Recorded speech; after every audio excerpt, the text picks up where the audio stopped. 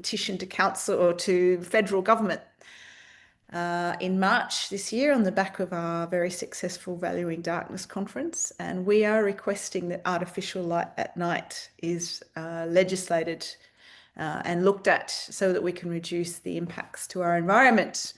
And we needed 10,000 signatures, which we were very, very grateful to achieve this morning. So if you haven't signed it already, though, you can use that QR code to go directly to the APH website and sign the petition. And our stretch goal now is 15,000 people. So I'm sure we can do that. Sure we can. Yeah. 10's good, 15,000 is way better. Well, it shows that we really want it then, doesn't it? So, yeah. So, everybody, welcome Landon as our speaker today, Landon Bannister. I don't know how you'd like me to introduce you, Landon. We never talked about that. Would you like to introduce yourself? Sure. Go ahead. Oh, what are we? The chair of the technical committee at the Australasian Dark Sky Alliance, and I don't know, my background is lighting. I've been doing it for over 20 years, and passionate dark sky advocate because I live in Hobart where we have stars and we still have something to save down here. So Yeah. Yeah, no. Landon's one of the founding directors of the Australasian Dark Sky Alliance, which started about 8 years ago. And we've been building community awareness, public awareness, council awareness on good lighting practices at night. And I guess it's really that's driven this petition in the end. So yeah, thank you very much. And thank you very much for joining us. We've got a lot of people online now, which is great. So I'm going to kick it off officially. And thank you for joining us for the ADSA approved webinar today. Got a bit of feedback going on there somehow. Is everybody getting that, or is it just me? You're all getting it? Okay. Anyway, we are very grateful to have you here, and in so doing, also acknowledge I'm actually attending this meeting from Garigal land. And more than anything else, the night sky is something that we all share. So ADSA acknowledges the people, the first and former people of our nation who intrinsically understood the night sky and used it as a tool of science and understanding. So thank you for joining us. I've talked about the petition. If you haven't seen it behind me, there's a QR code which you can jump online and sign. ADSA is basically run by members, so we are very, very grateful to the members who pay their dues, who join up and sign up and support us and allow us to do events like this. So thank you to them. Now, Landon's going to jump on in a second and start his talk, but if you have any questions, we will ask you to put them in the chat at the bottom and we'll get to those at the very end. So yeah, we'll leave the questions to the end and just jump on in with your questions in the chat. So Landon, I think we can start. Yeah. very good. I will try to find my presentation. Yeah. Yeah. Actually, while you're doing that, I can also tell you, because there's quite a lot of councils online today, we will be running a Valuing Darkness workshop for councils next year. So stay tuned for that. We've got some dates and some tentative ideas, but it'll basically be some workshops looking at how councils can make their areas as dark sky friendly as possible. And we'd be looking for your impact and voices on that. So if you've got any suggestions, please get in touch as well, but we can talk more about that at the end. So over to you, Landon, whenever you're ready. Thank you, Marnie. Right, well, we'll start at the start, and that was why we actually have an ADSA approved lighting program in the first place. And it was really born out of conversations with a lot of councils that were looking to implement, shall we say, dark sky sensitive lighting and not really knowing how to go about it. And also ecologists as well, working in dark sky sort of sensitive areas, working in ecologically sensitive areas. And it's a very easy thing to say, we would like dark sky sensitive lighting. And what we saw was happening in the marketplace was that this term was being thrown out there. You know, it might be the environmental department at the council saying, no, this has to be dark sky sensitive lighting. And of course, the throwback, well, what do you mean? What is it exactly that you mean? And this is where it became quite confusing for, I guess, a lot of the marketplace. And So we started to explore, well, what is the answer to that? What is dark sky sensitive lighting? And if we're looking at the low hanging fruit, what fittings are appropriate and what fittings aren't? And we know that not all fittings are created equal. There are definitely some light fittings that are better than others, and we can see the luminaires on the right here are directed down. They're the light's targeted to where it needs to be. There's a lot less glare. And so how do you go about finding those luminaires versus the luminaires on the left? And when we're talking with ecologists and councils, and often lighting is really not their field of expertise, it becomes quite difficult when you start to dive in and look at a data sheet to say, well, what is this telling me? And they all look different, and they're all presenting differently. And so it did seem that if there was a program that could take some of the hard work out for the marketplace to make it a little bit easier to become that sort of point of reference where, well, if we at least look at these luminaires, we're heading in the right direction, then that could make things easier. So that was really our incentive for starting the program. We had some really good partners from the outset to do this. And first and foremost thing too is there were existing programs out there already. So our first thought was to be lazy and just go like we'll use what Dark Sky International are doing. They have a Dark Sky approved light fittings. What we discovered pretty quickly though is it was a very US centric program, unfortunately, back then. And also we were getting a bit of feedback, particularly from councils where they'd used Dark Sky approved fittings under the Dark Sky International program, but it achieved a really bad result. And we found that, if you like, things that were being branded and approved in the US were being brought out to the country in Australia and New Zealand under the same sort of family name or the same product name, but were being modified to suit the Australian market. And might not necessarily have been quite as good fittings. So that was really problematic. So we quickly realised that that wasn't going to be appropriate for our market. I will say for anyone that wants to look at the Dark Sky International program, they have since brought out their version 3.0. If you look at the logo on the bottom of the page versus the logo on the right of the page, a much better program these days, and we're really quite happy with the direction that's going in. But back when we were looking at ADSA approved, wasn't really right for us, and so we had to look at a few other things. Just one other point I always have to mention is that we do have standards in Australia as well. Public lighting is AS 1158.3. We've got 4282, which is control of intrusive effects of outdoor lighting. 4282 is a really good standard. 1158, though, a lot of people think lighting to that will handle a lot of these issues around dark sky sensitive lighting. There's a lot of things that that standard doesn't cover. And first and foremost, it's really only about being able to see. Does not deal with biological emotional effects of lighting, doesn't exclude all upward waste light, doesn't stipulate the angle of light can be mounted at, and doesn't really have any specific measures for the harmful effects on wildlife. So, there's a gap there as well that we need to address when we're looking at these luminaires, because there are stipulations on, I guess, luminaire limits within these standards, but it certainly doesn't go far enough. So all that meant that we had to start our own program, and it was really important, and it's sort of been the work of ADSA from the outset. We have a wonderful board, and we always have wonderful people rolling through the board, but from all sorts of backgrounds, even medical, obviously astronomy, ecology, and my background, lighting. But it was really important if we're looking at a program that we had input from all of these varied backgrounds. And so that's what we did. We put together a working group that had representatives from each of these fields so that we can get a true program that can, if you want, positively impact all of these areas, because it's pointless just looking at it from a lighting point of view, pointless just looking at it from an ecology point of view, pointless looking at it from the astronomers. We have to find that balance. And so how can ADSA approve actually help? And what we decided is that what we really need to do is to drive a program that pushes us towards our best practice lighting. This is the document that we put out. Let's be honest, you can jump on Dark Sky International, anywhere in the world you look up where there's dark sky advocacy going on, they generally have these principles of what is dark sky sensitive lighting. Now, when we looked at a Luminaire program and how it would tie into our best practice principles, it became pretty apparent. It's very hard for us to answer the question with a Luminaire of start with natural darkness.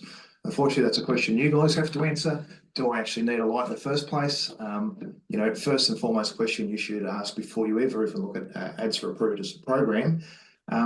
But assuming you've answered that question, what can a program do for you? And we can look at ways to mitigate where the light is directed, to make sure it's directed down to minimise glare, shielding of light sources. We can add in stipulations around adaptive control, which is, to me, probably the most important thing to be looking at if you're talking about dark sky sensitive lighting. And of course, we can stipulate the amount of short wavelength in a light source and put rules and places around that. Really important though that we've got two over here: use the lowest intensity appropriate to the task, and use a suitable qualified lighting professional. This is sort of falls, if you want, outside of a fixture. This is really where it comes down to good design. And we point this out now because we're really proud of ADSA approved, but it is certainly not the be all or end all. Just having an ADSA approved light fitting on your project doesn't necessarily mean we're going to have a good result in terms of dark sky sensitive outcomes. And that is because there does still need to be adequate use of those luminaires. And in other words, we can still misuse a good quality luminaire. We will talk a little bit about this at the end of it, but we are looking at a way at the moment to close this loop and to try to make that part of the process a bit easier for you guys as well. So when we started to look at light only the object and area intended, really what we want to do is make sure that we are getting that light to be directed down. We obviously don't want any upward waste light. So we had a good look at that and how we could stipulate it. We actually ended up looking at a system called the bug rating system. And what that actually does is looks at very high light, very high backlight. And really that's the light that's quite important. And obviously the light going up is the light that's going to spill into the atmosphere. But that's the stuff that we really wanted to take out. And so we actually put stipulations into our program around light in with adaptive lighting control, very, open and subjective. There are so many different ways that we can do this now. Motion sensors, there's a lot of wireless control now happening in our market. It might be just traditional dimmers built into the system where we can program it to dim down at a certain level at night. Down the bottom here is actually an extract from one of our solar manufacturers that's prescribed to ADSA approved. They actually have a built-in program where the light just automatically dims to half level after 3 hours, and you can actually pick that level to go even lower if you want. So there's all sorts of variations of what is adaptive lighting control. It's not just sensors, but really it is about trimming light, reducing the amount of light during hours that may be less occupied or where we don't need as much light. Again, this is things that we stipulate to be in the luminaire, but there's nothing that we can do about ensuring this technology actually gets used in the marketplace. So there is a bit of an onus back on you guys to make sure that if you're using these type of fittings, these sorts of controls in them, that the controls actually get implemented. And short wavelength light, we have this argument a lot. We use correlated colour temperature, specifying a minimum of 3000 K or below. We went through the process when we first launched the program of stipulating the amount of short wavelength light that could make up the spectral distribution of a light source. That data is quite complicated and quite difficult to get hold of, and as much as we know that that was a much better system, the feedback that we're getting from people looking at joining ADSA approved was that it was simply too hard to get that data. And of course, what's the point of having a program if you don't have participating in it? So we had a look at what the research was saying. I haven't recently, but was there color temperature, and we essentially found that whilst it wasn't the most accurate predictor of blue light content, it was a very good indicator. In other words, there was definitely a trend that as correlated color temperature went up, so did the amount of blue content within the spectrum. So not a steadfast, accurate rule. And yes, all the scientists are right. If you want to be 100% accurate with what you're doing, you should look at the specific light source, look at the specific spectral power distribution. But in terms of what the market's using and what's available, correlated colour temperature worked really, really well for us. And once we changed back to using CCT, we found our participation numbers went up dramatically with this program. And then the last thing was just balancing the trade-offs. If I did everything that the ecologists wanted us to do in terms of this project and how ADSA approved would have looked, essentially we'd be using red and amber light sources with really, really low outputs, and you'd never see a pole top in any space anywhere. But of course, from a lighting point of view, we like to use higher colour temperatures because of the benefits in colour rendering. Colour rendering being a really key driver of satisfaction and or occupancy satisfaction in space, but also the perception of safety. And so we want light sources with good colour rendering. Unfortunately, good colour rendering comes at the cost of blue wavelengths, generally higher in blue wavelengths in that sort of side of things. So there was a balance there where we worked out we actually need spaces for wildlife, where the approval program is really going to be focused towards ecology. And then we also need a category that's going to be more focused towards doing the best thing that we can in a public space. And that's what we ended up with. We ended up with 3 tiers for ADSA approved. Our first one, ADSA approved, is really, to us, the bare minimum any light fitting should do. Even if you're not participating in our program, please benchmark what we have on us and our program against any luminaire that you're looking at. To me, if it doesn't meet the criteria of ADSA approved, then it shouldn't really be used in any space within Australasia. The middle one, ADSA prized, is really where we're just trying to get people and manufacturers to strive that little bit extra. These are the things where we are now talking about having that inbuilt control and making sure that we're limiting all upward waste light. It's essentially a little bit higher standard and something to strive for, really for human-centric spaces. And the last one is the wildlife will suggest, and surprise wildlife. That is the one that we're really targeting towards ecologists, where we're working in very sensitive environments here. We want to do the best thing by the wildlife in there. I often say, it's a privilege for humans to be in there. We will take the sacrifices of colour rendering and lower outputs and all of those type of things because it's our privilege to be in those spaces and sharing them. And so those tiers look like that. This is an overview of what the requirements actually are. So you can see with the targeted and shielded, we have requirements on upward waste light, front and very back. The big difference when we move from ADSA approved to ADSA prized is that we actually test for that upward waste light in a maximum tilt angle. So I have a real problem with a lot of fittings. They have upcast angles and you can tilt the fitting up. Again, you can do all the wonderful things in the world, but then a contractor goes, oh, if I do that, I can get light to spread further. And of course, we start shooting light up into the sky. So we test for that as well. All of the testing is done by an independent authority. We do not do any of our own testing at ADSA. We send it off to keep the integrity of the program to someone fully independent. You can see the inbuilt requirements come in under ADSA prized, and we limit 3,000 K for the entry of the program, 2.7 for ADSA prized, and then we get into amber, PC amber, or red lead chips when we're dealing with the wildlife areas. So very much blue reduced. PC amber has been an interesting one. We've looked at this a lot. There is a very small amount of blue content when we're using PC amber, or most of the light sources that we looked at with PC amber. However, the availability of the luminaires, the availability, also the efficiency of the luminaires has meant that we've had a big tick, I guess, from the ecologists saying, look, we understand that there is a cost associated quite often in these wildlife sensitive areas, and that's a good middle ground to find.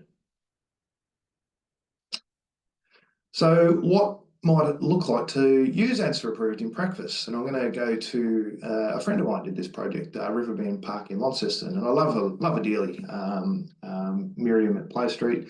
And it was a really good example of why we needed ADSA approved, because she was working on this new playground up in Launceston. And of course, she threw out there that all the lighting must be dark sky sensitive.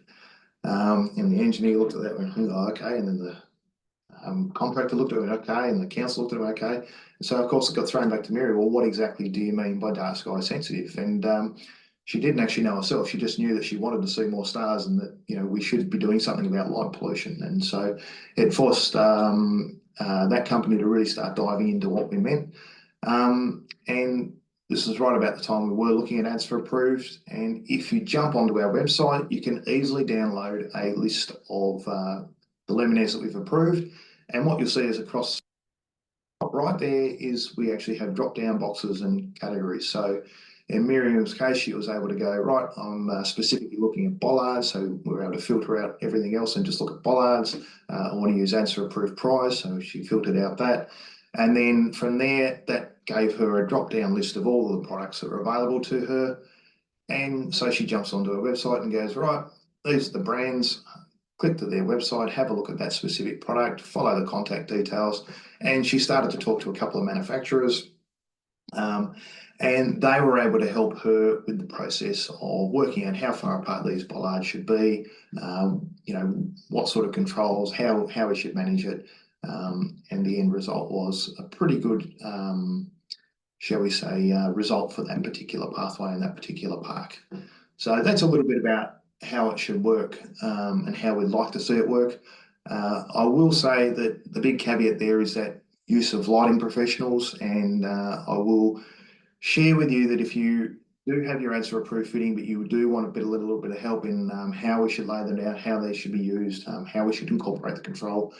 In Australia, we have two recognised bodies, the Illuminating Engineers Society of Australia and New Zealand, and the International Association of Lighting Designers. They're the two main bodies working in the Australasian market. And a little bit of a sneak reveal here. Marnie's probably going to growl at me for this, but we are currently talking to these two bodies about actually looking at dark sky sensitive lighting professional program as well, so that not only could you use an ADSA approved fitting, but then you can use it with an improved designer, and hopefully when we combine the two together, that means you guys can get really good results for your project. So I'm going to finish there. I'm going to say thank you for listening, and we will now throw it open to questions.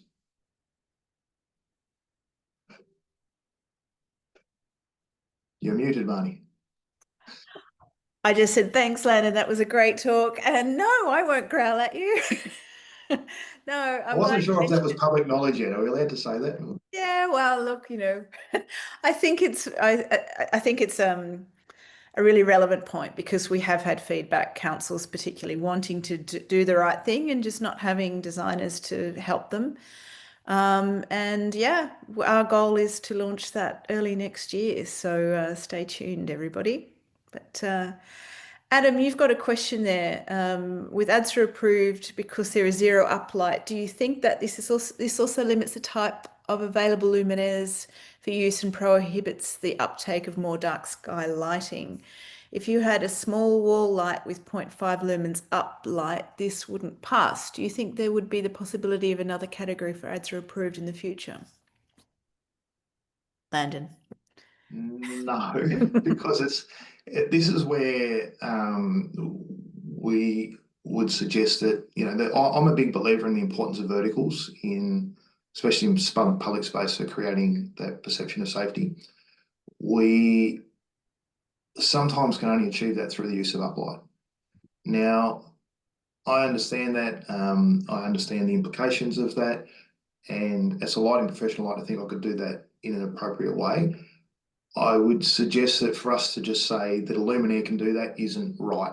That really does come down to using a qualified designer that has the experience, that knows what they're doing with those luminaires to achieve that outcome. So from a fixture approval point of view, we can't really do it. We have looked at this and it's just too difficult, because as much as the luminaires that we are evaluating at the moment can be misused, we think we have criteria that really does, it puts you in a really good direction. If we were to look at uplights and lights that can be directed, it's almost impossible for us to have any control over their misuse. I hope that answers the question. Yeah. I guess I have a question generally. Okay. So, follow up to that question. Didn't mean updated dark sky approved lighting have more restricted guidelines. No more than 2% of the luminaire's total output should be emitted between 80 and 90 degrees above. That's exactly the same as our program. Yeah, they borrowed that one from us. Yeah, yeah. So, and then Anthony asks if there's costs and information regarding suppliers to submit their luminaires for assessment. Do you want to talk about that process? There is. I'll put the link in, but maybe. Yeah, because we there's a basically one off cost for registering a company, and that's really just I guess a little bit of a commitment for us to put them up on the website and the bits and pieces that go with setting up a company in our background. The second thing is actually the family testing. Because we use an independent tester, we do have to recover our costs for that. It's anywhere, average about sort of $350 for a family, which is, about normal. We are not trying to make money out of ADSA approved. We more believe in the program. If you look at the costs associated with the Dark Sky International program, which is way above what we are, that's we're pretty we think reasonable value for what we're trying to do and achieve.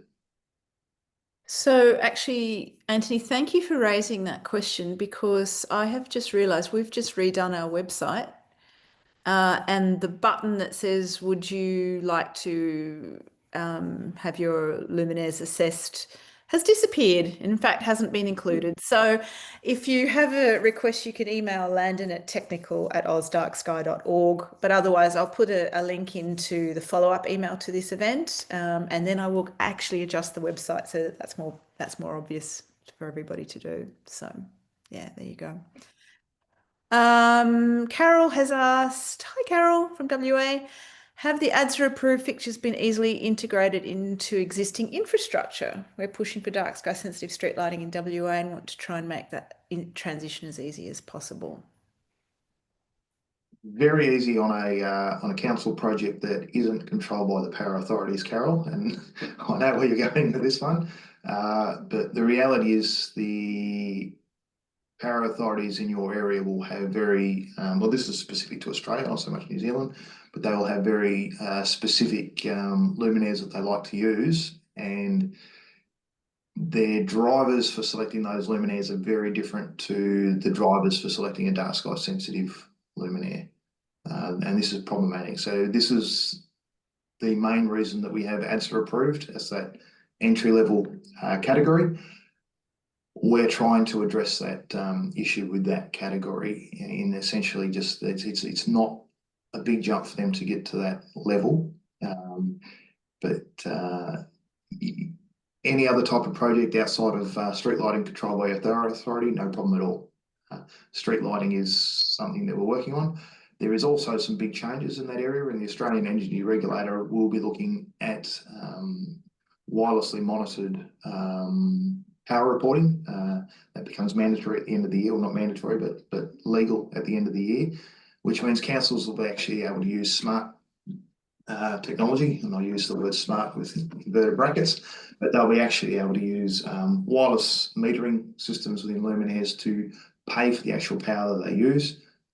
In theory, take on maintenance of their own, which means the fitting that they use really comes down to the council going forward. So expecting big things next year in this area. And that's actually a good reminder to Landon that one one of upcoming webinars on the 18th of November is actually presented by IPWE, however you pronounce it, which is the Engineers Association. I only know them by their acronym. Anyway.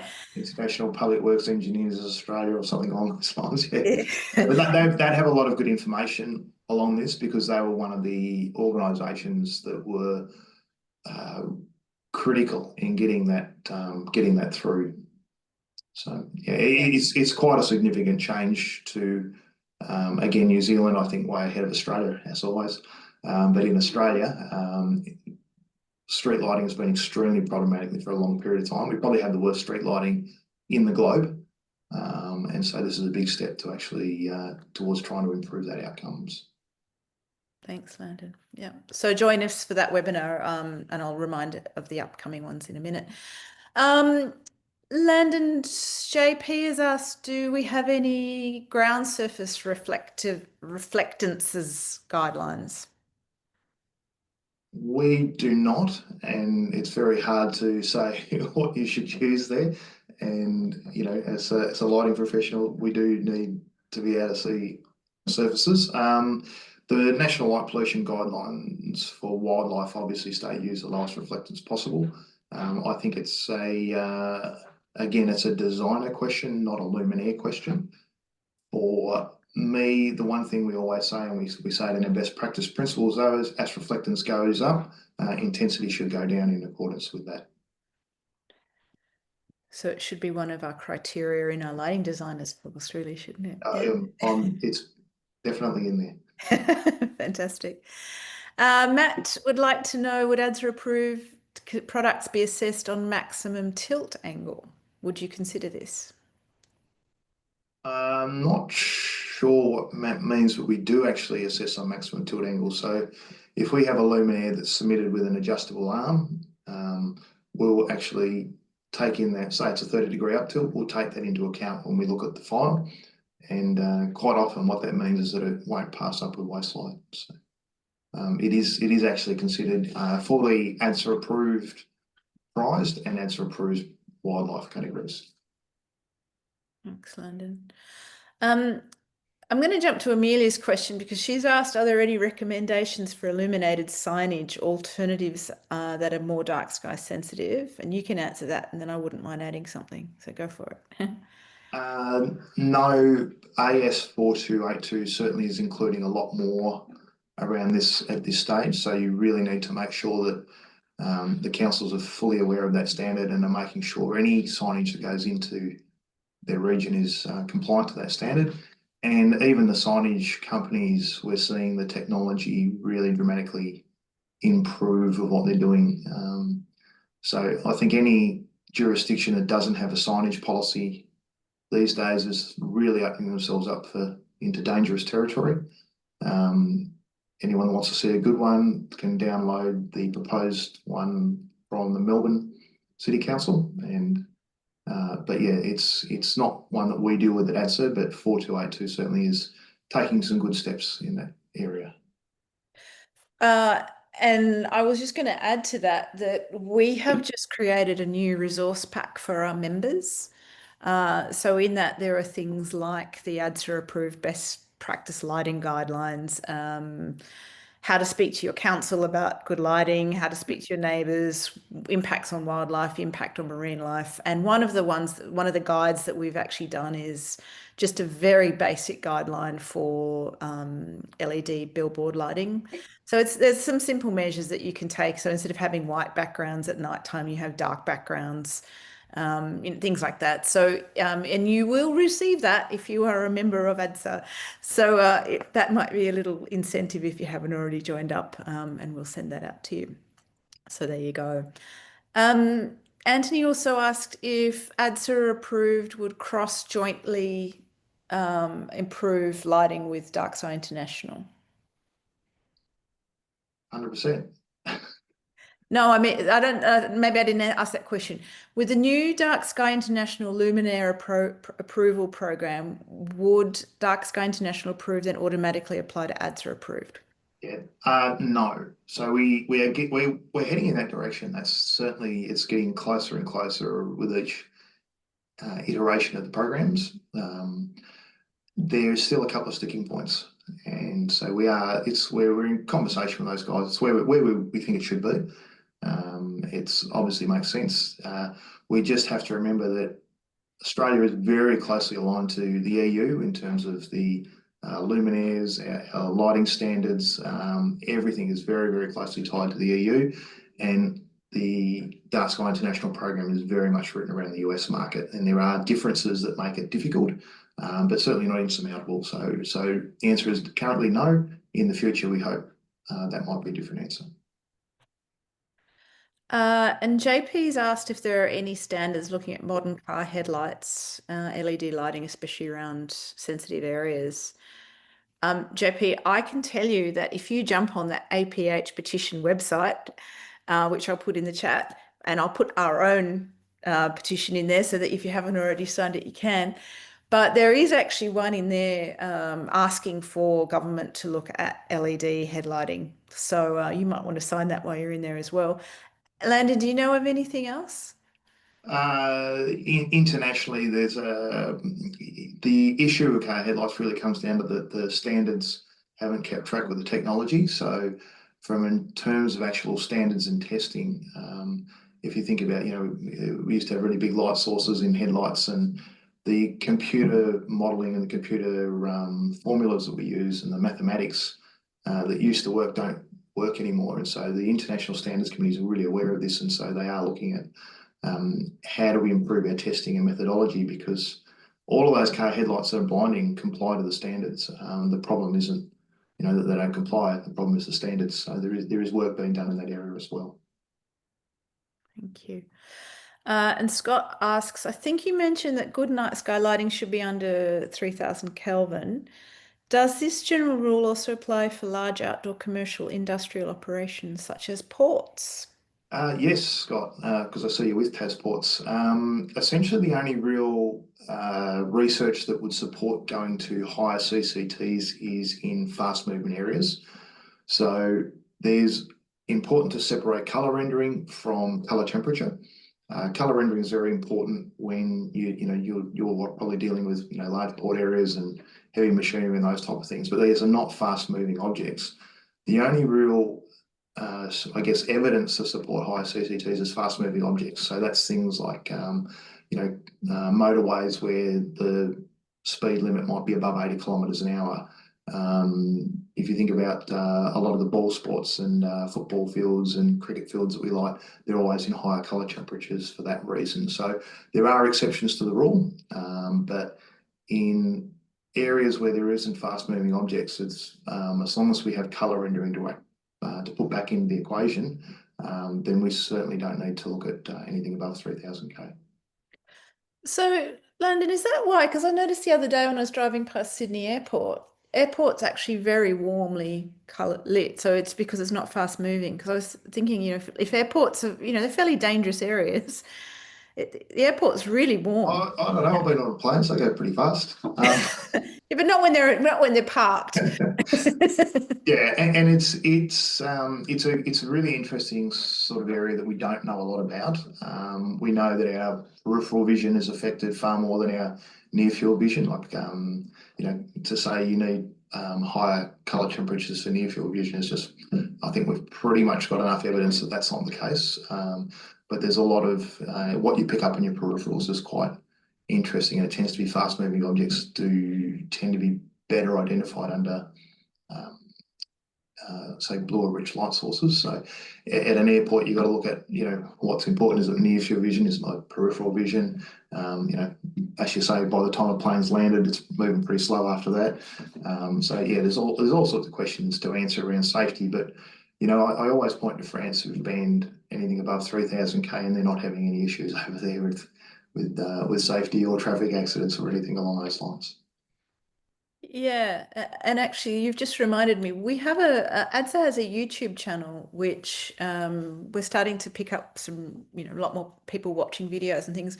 One of the videos that we have on there is actually the presentation that was at Valuing Darkness by Jean-Cécile Gaillot from WEF. And it was a fabulous presentation and directly showed how lighting has changed over the last 6 years with the implementation of a decree around light pollution. And just the color temperature lights have changed completely, haven't they, Landon, in the last 6? I mean, it was an amazing contrast. Anyway. Yeah, it's a really good presentation. Yeah, so I recommend that to everybody. Dirk asks, is there any consumer buying guidelines for lights? So are there any guidelines available for consumers buying retail light fittings? Retail, I'm assuming you mean like for residential? I guess so, yeah. No. Should there be? Yes. We have looked at that. There was a program that was launched by Dark Sky International around Is My Home Dark Sky Sensitive, and it's still a good program to have a look at, and just it's got little tick boxes of things. But the principles that we lay out in the Dark sky sensitive lighting principles apply to everywhere, residential, commercial, all are applicable. I think, you know, ADSA would have a million projects as well. There's so many things that we could do and can do, but we're a volunteer-led organisation, and if anyone out there wants to send us some sponsorship money, we'd love it, to do some more of those sorts of projects, because we have talked about consumer buying guidelines as well. So, or even just going to companies like Bunnings and Woolworths, etc., and giving them some education. Joe asks, how do the various Australian standards interact with the push to improve lighting outcomes for wildlife, particularly around arterial roads? Safety outcomes often trumps Allen impacts in my experience. Yes, not well. And this is where we do need more research around this. What is this idea of safety? As I say, when you actually dive into this, and I see Stefan's also made a comment around this, we need 4,000 K for safety, and you really start to look at what evidence is out there. You are talking about such minute gains and such a small, and particularly in slow moving areas. So we generally only see a benefit, as I said, for roads that are 50 miles an hour or higher, so 80 kilometres an hour roadways. We are only talking about seeing things way off the side of a road, so we can start to say, well, if we're driving over a bridge and there's barriers both sides, is there really a danger of something running out onto the road?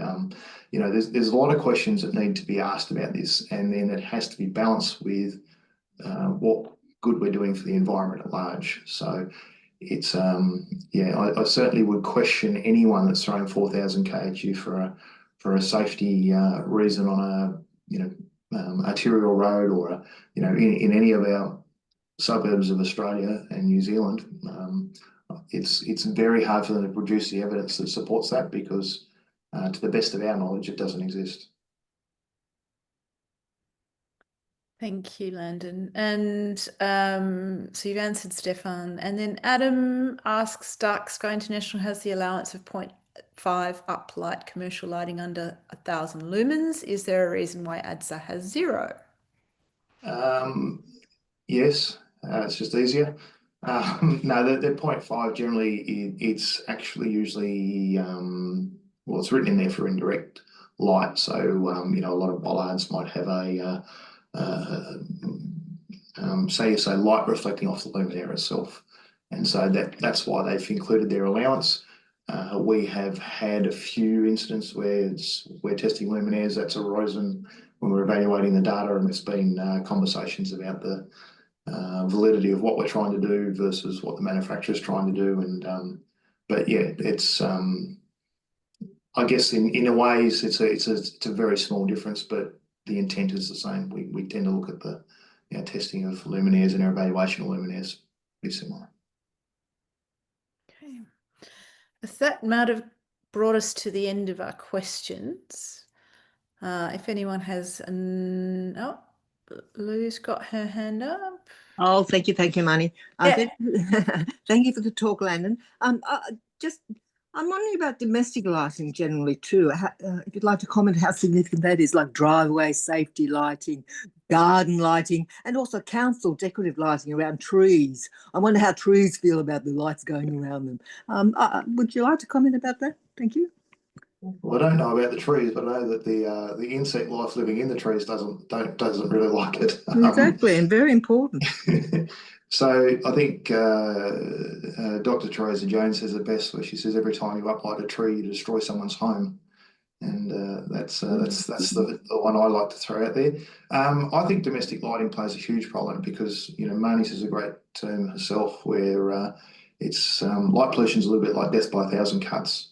Every little light causes an impact. Every little light is pollutant. It doesn't matter what we do to a light fitting. It doesn't matter what we say, or how good our light fittings are, or how good our designs are. If we're adding light to a nighttime environment, then we're causing some form of harm. So we all have to take that responsibility on. Residential is a big part of it. It's very difficult to answer. I just did a spot with Gardening Australia, and we actually they were very keen on talking about uplighting of trees, and I was very keen not to. My arm was twisted, and I think we said if you do make that decision, then be very mindful of the impact that you're having, be very mindful of how much light you're using, how you're directing that light, and when you're using it. Obviously making sure it's warm as well. Exactly. I was just wondering, too, councils might eventually have an advisor, whoever, an official in the council to advise people how they should light their yards and drives and safety things. So, like, you know, the security lights. Yeah. And less is more, of course, when it comes to outdoor lighting. You know, we see a lot of councils or even a lot of backyards where they want to light every single tree, and of course you lose all effect and you lose all impact of that anyway. So that's it is something that's a bit like lighting's a bit like chili, where you have too much of it, and it's now you can't eat your meal anymore. It's just you've ruined it. Yes. Thank you. I think that's also something that we may see around lighting legislations. So if at the moment there's no reason for people not to pollute the environment, really. So maybe that might be one of the things that we start seeing difference. And I really love Amelia's question because it goes to the heart of something that I've written about on LinkedIn and had quite a lot of responses to. Landon, you're welcome to answer it. I'm just curious if there are any existing guidelines, restrictions, policies for large outdoor events like music festivals or light festivals. Is there something that needs further attention? I have a theory on this, and it's like essentially we got approached by a festival once about this, and it all became pretty evident to them pretty quickly it was actually too hard. So there's nothing that exists as far as I know about a policy on for large outdoor events or festivals. And there's a lot of benefit that comes to the community from putting those things on, and they're temporary as well. So it's a hard thing when you balance, you know, people being outside and the activation of a town or a city, and the economic impact of all that. There's a lot of good things that come out of these events, and then there's also a lot of light pollution that comes out of these events. So can it be done better? Can we find balances? Absolutely. But it's a bit like it's almost like it's in the too hard basket. When we were talking to this particular festival, it became very, very difficult. And again, that became very, very difficult because it comes back to that question of we must make sure everyone's safe, and we need to, you know, and but I'm certainly not against having festivals. It'd be nice if we had more awareness about the impact of them in terms of that light pollution side of things. And so maybe it's one for the list, Marnie. Well, so I have this firmly on my radar because I come from a tourism background, and so I get a lot of people saying, well, you know, things like Vivid, etc., bring a lot of people. Oh, there's my dog. And as you've just said, there are a lot of benefits for it. There's a lot of economic growth. There's a lot of opportunity to take things to places, you know, sometimes regional areas which have that particularly beautiful dark background. And so that contrast of the light is actually really obvious. The thing that upsets me is that you can get a grant for $100,000 to run a dark sky, a light festival, but you probably can't get more than about $2,000 to run something that's sustainable and conservation minded as an event from Destination New South Wales and the likes. So I think if we could find a way that, you know, we sort of brought that standard up a little bit and looked at, you know, really truly conservation minded activities and funded them properly. And then the other thing that I learnt when I worked as the manager at Sydney Observatory was that the lights of Sydney were turned down so that the festival lights were more obvious. So, you know, that's great. So we can do it at other times of the year, or we can do it when it's important to us to turn lights down. But the origins of Vivid were actually to have a light festival and to have a dark festival. And we were meant to actually talk about the conservation of night initially. But the light festival took off and everybody loved that so much. And the dark festival never actually happened. So again, I'd really like to see that take place. So yeah, sorry, I've overrun that conversation, but yeah, it's a passion of mine. Maybe I'll throw it out there.